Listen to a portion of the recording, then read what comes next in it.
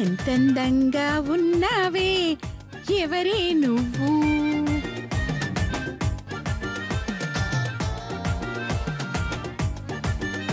నాలో అలజడి రేపింది నీ చిరునవ్వు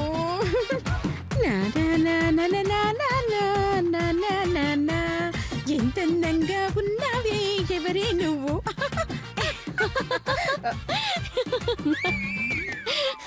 అత్తయ్య గారు ఏంటమ్మా ఈ వయసులో కూడా మీరెంత అందంగా ఉన్నారో తెలుసా? అసలు మీ అందానికి రహస్యం ఏంటి అత్తయ్య గారు? ఆడపూసుకోవడమేగా. పొదుపమ్మా, పొదుపు చేయటం వల్లే నేనింత అందంగా ఉన్నాను తెలుసమ్మా.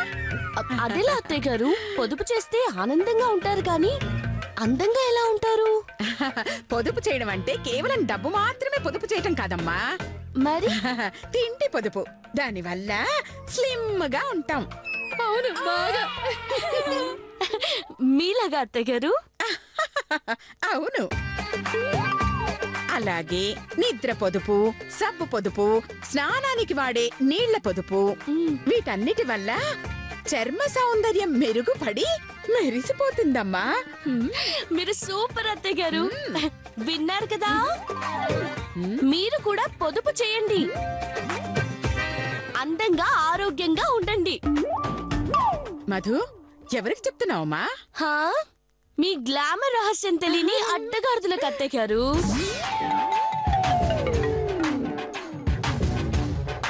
అత్తయ్య గారు, నేను షాపింగ్కి వెళ్తున్నాను. ఏమ్మా, ఏం షాపింగ్?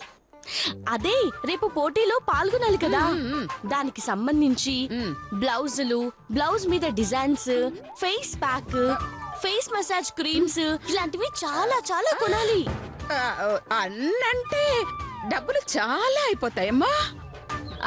అవును, అందుకే సింపుల్ గా ఒక అరటిపండు గుజ్జు, పాల మీగడ వేసి ఫేస్ ప్యాక్ కింద రాసేసుకుంటాను అత్తయ్య గారు.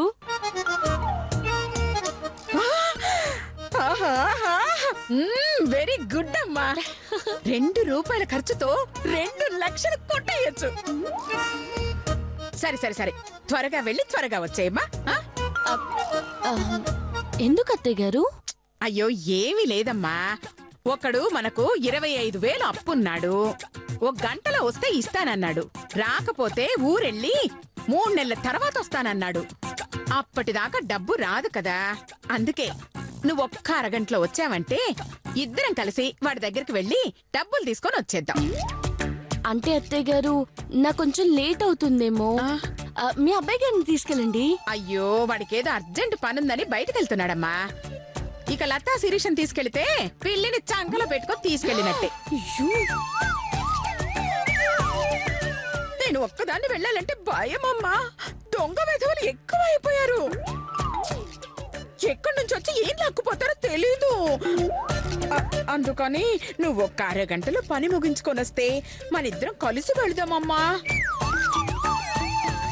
లేదంటే 3 నెలల దాకా వసూలు కాదమ్మా అప్పు. అలాగే అత్తయ్య గారు, తొందరగానే వచ్చేస్తాను. అలాగే, అరగంటలో వెళ్ళి జాగ్రత్తగా రమ్మా. వెళ్ళి ఉండు. వెళ్ళు.